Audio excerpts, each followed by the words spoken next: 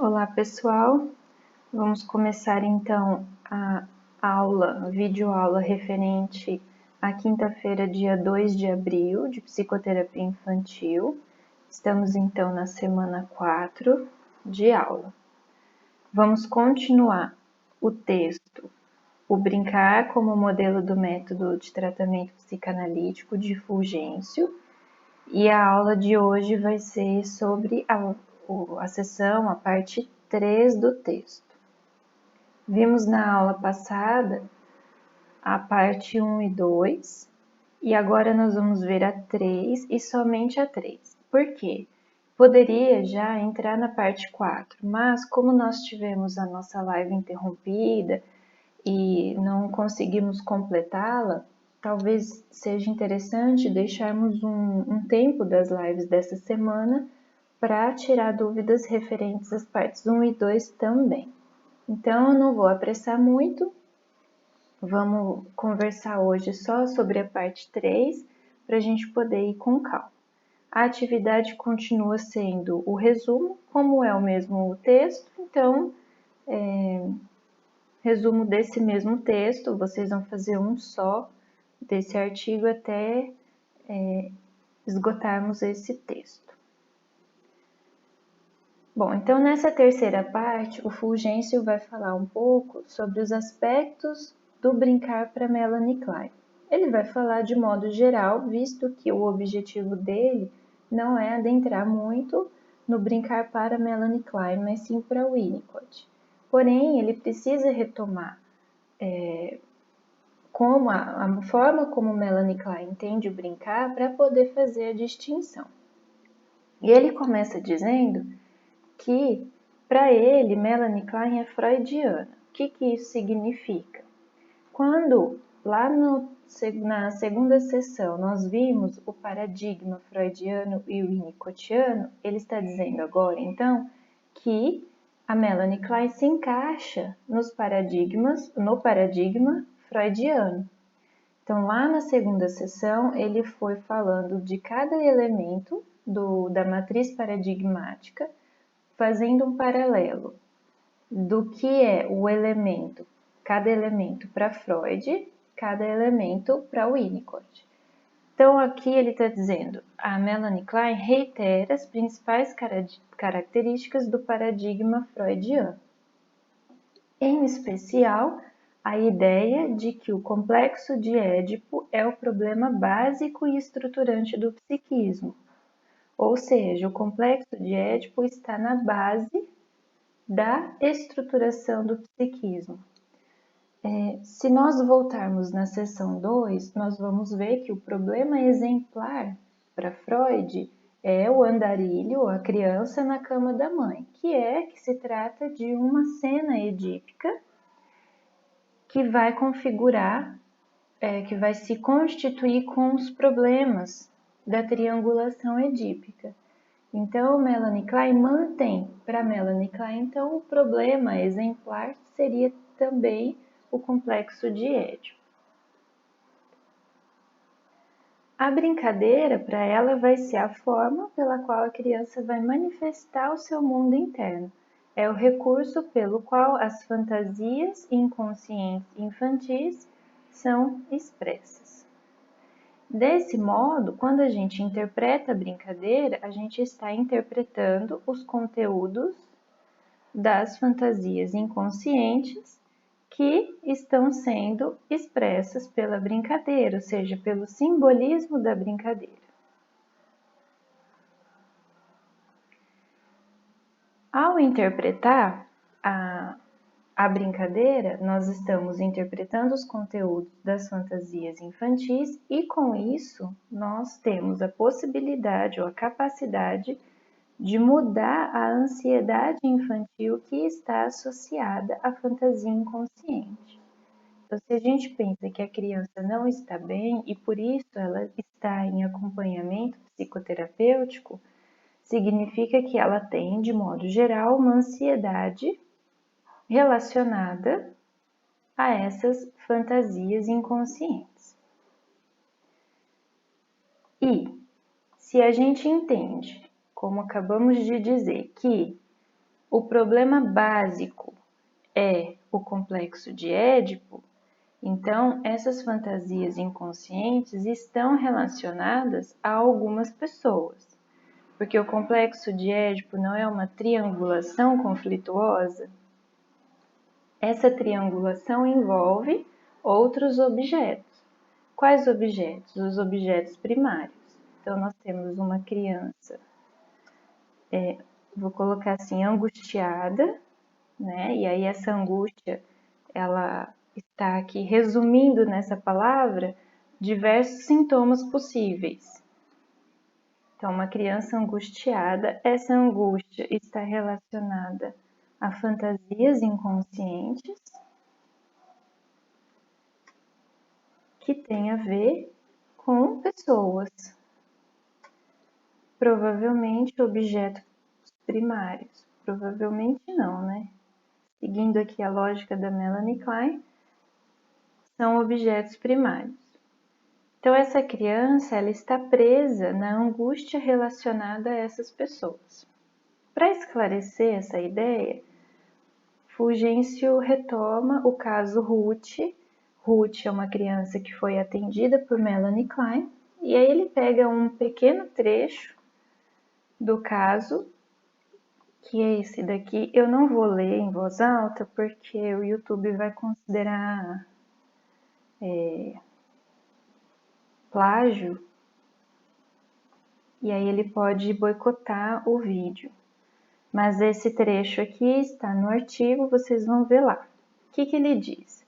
Que essa criança colocava bolinhas dentro de copos, jogava moedas no cofrinho, distribuía objetos pelo interior de bolsas, e que a Melanie Klein interpretou isso como sendo uma criança dentro da mãe que tinha o desejo de mantê-la ali, manter essa criança ali dentro da mãe, trancada, bem presa, bem segura, ocupando um espaço para que não aparecesse mais nenhum irmão. Então a Ruth ocuparia um lugar dentro da mãe, um lugar simbólico, com o desejo de que não houvesse mais espaço para outros. Como que isso aparecia na brincadeira? Quando ela colocava bolinhas dentro de copos, moedas dentro de cofrinho, diversos objetos dentro de bolsas. Isso não significa que toda criança que vai colocar bolinha dentro de copos vai ter esse mesmo desejo, tá? Isso tem a ver com toda a história da Ruth, com a sintomatologia, enfim. Não está isolado de um contexto. Mas no caso da Ruth, significava isso. E que a Melanie Klein, então, interpretou e disse para a criança isso. Disse que ela tinha um desejo de se manter ali dentro da mãe, ocupando um espaço para que não tivesse mais espaço para outros irmãos, para outras pessoas. E essa interpretação que ela fez trouxe um efeito. Qual efeito? A Ruth passou a brincar de forma mais espontânea e ficou mais atenta, mais próxima da Melanie Klein, da terapeuta. Se a gente volta aqui, então, na explicação teórica que ele dá, nós temos uma criança com algum sintoma, uma ansiedade, que está associada a uma fantasia inconsciente. Qual que é a fantasia aqui? A fantasia de que se Ruth ocupa um lugar dentro da mãe, não tem mais lugar para outros, né? Então ela está presa a uma fantasia inconsciente relacionada à mãe, presa a uma fantasia inconsciente relacionada a um objeto primário. Quando ela coloca as bolinhas dentro do copo, etc., ela está simbolizando essa fantasia, simbolizando esse desejo de estar dentro da mãe. Então, bolinha dentro do copo, moedinha dentro do cofre, objetos dentro da bolsa. É uma forma de simbolizar esse desejo de estar dentro da mãe, ocupando um lugar um lugar especial, um lugar único, exclusivo, para que ninguém mais ocupe esse lugar. Então, aqui estariam os simbolismos, né?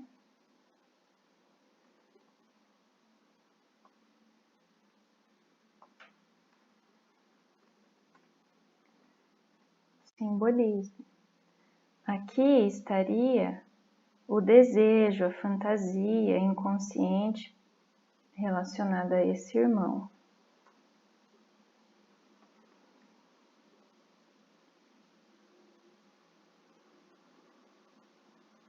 E a mãe seria o objeto primário, a pessoa ligada, relacionada, associada a essa fantasia.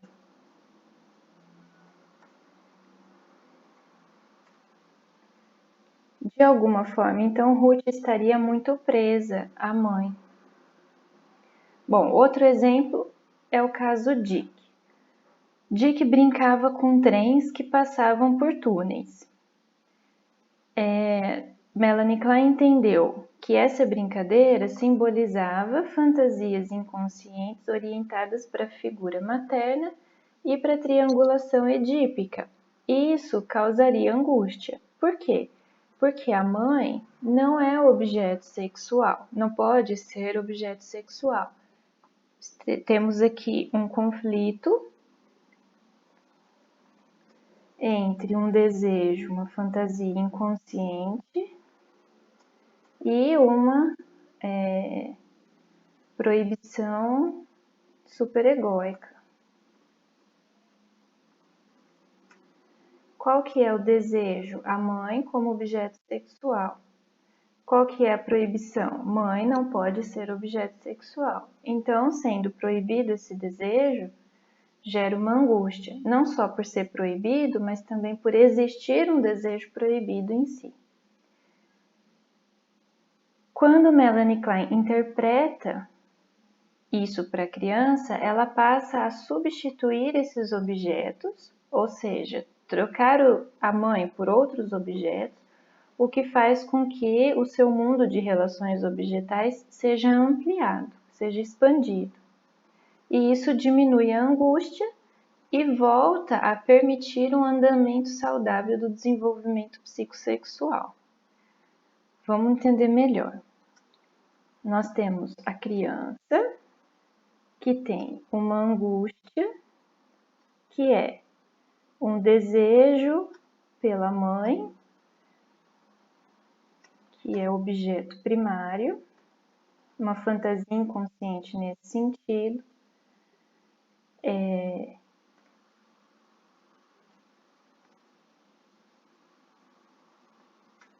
e que, portanto, está fixada nela, na mãe, a criança, né?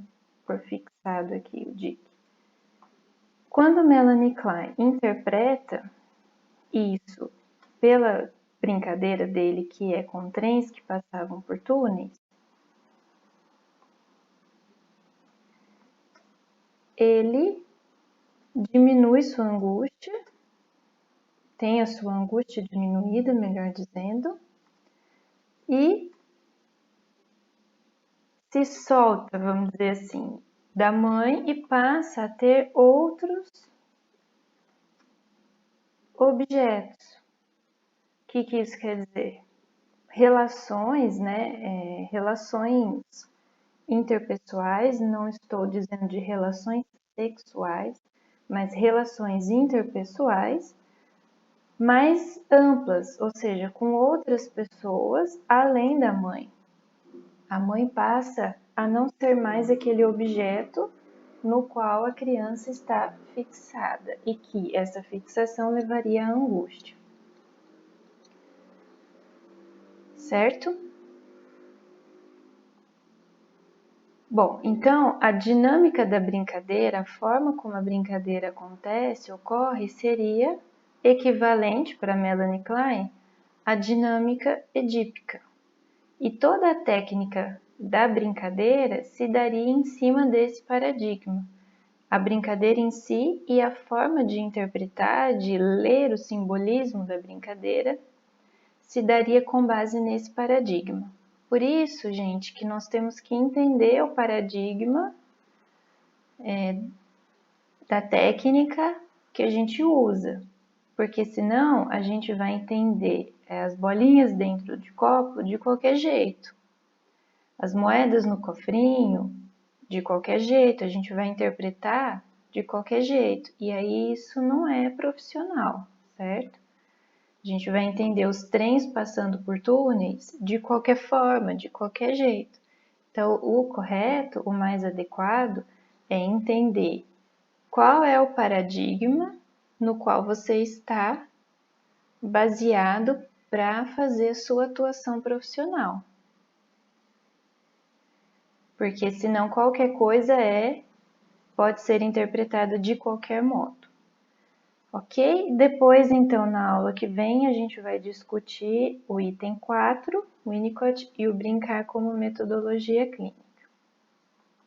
Nos encontramos na live mais tarde, então. Um abraço.